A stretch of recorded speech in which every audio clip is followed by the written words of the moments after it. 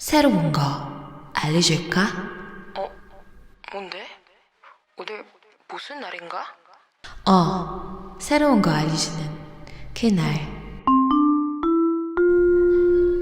재미있는 걸 짧게 공유한다. 격주로 월요일마다.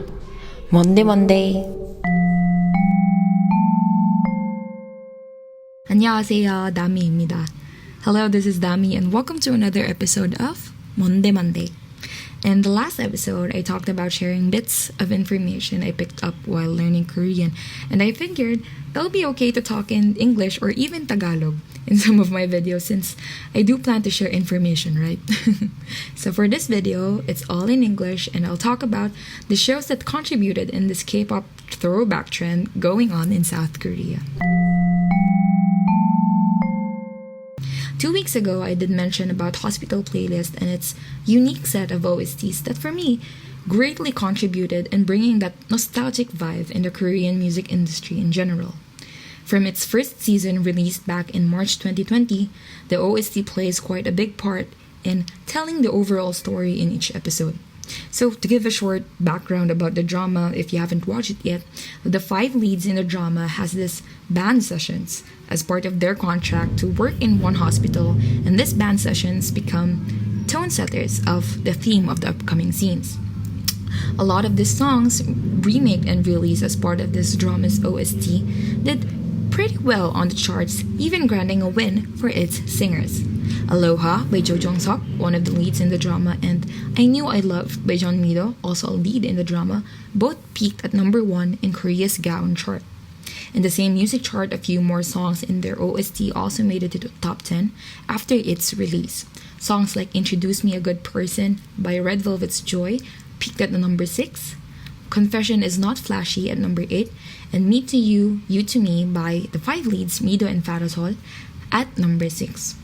The song Aloha by Jo Jong-seok did great numbers in bringing so much recognition last year for Jo Jong-seok and the drama winning Best OST in 5 different music awards in South Korea.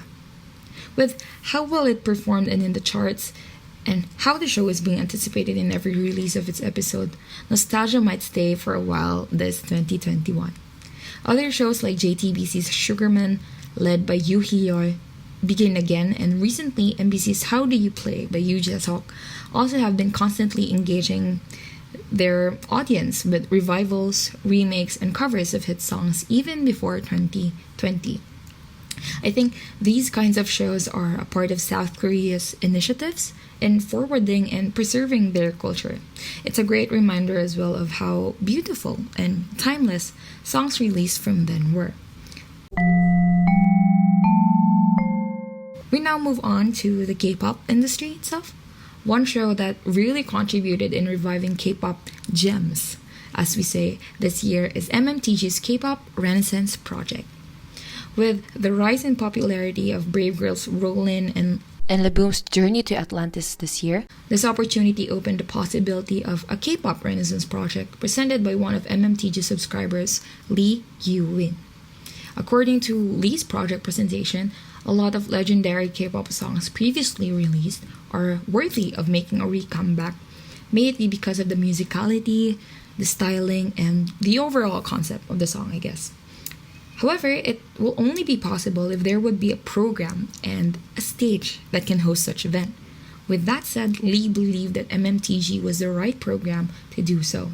MMTG is a YouTube channel that is known for its in-depth interviews with K-pop artists and actors in the industry that fans enjoy such content because it feels like their thoughts as fans are being articulated well with their favorite artists.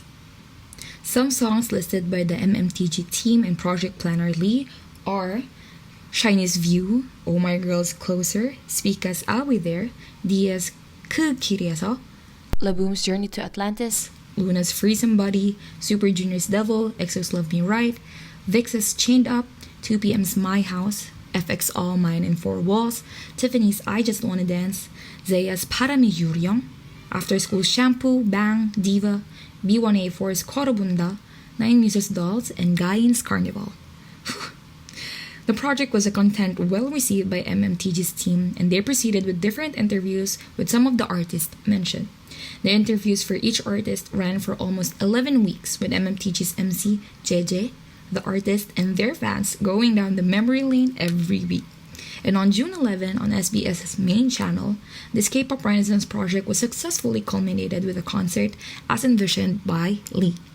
Performers were big names in the industry such as After School, 2PM, Nainmujiz, Omar Girl, and special performances from comedian and host Jang Do-yeon, former IZ*ONE member Yena, and Jeje herself. Such event was a success not only in the domestic market but also in the international scene, with some songs getting featured in popular playlists in large digital music providers like Spotify and Apple Music. 재미있는 걸 짧게 공유한다. 기억주로 월요일마다. Monday. It's really interesting why such trend or event is happening in a country like South Korea, where every year new K-pop groups, vocal groups, and singers are debuting.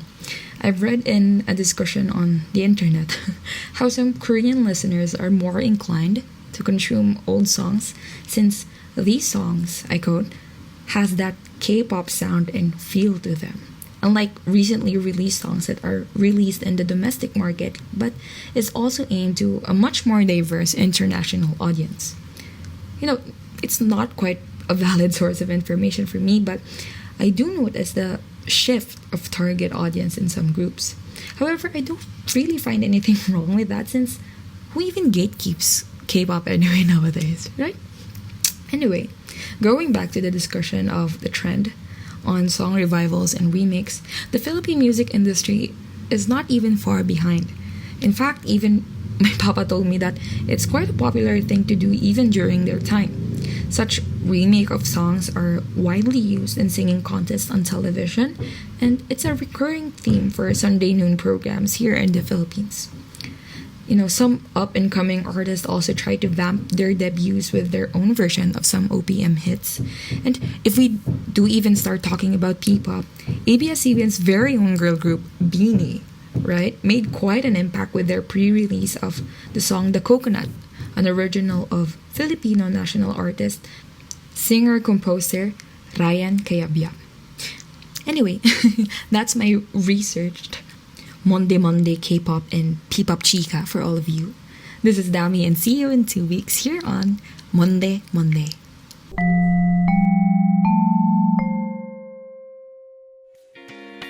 Thank you for watching this video. If you like this one, give it a thumbs up, and I'll see you on the next. Bye!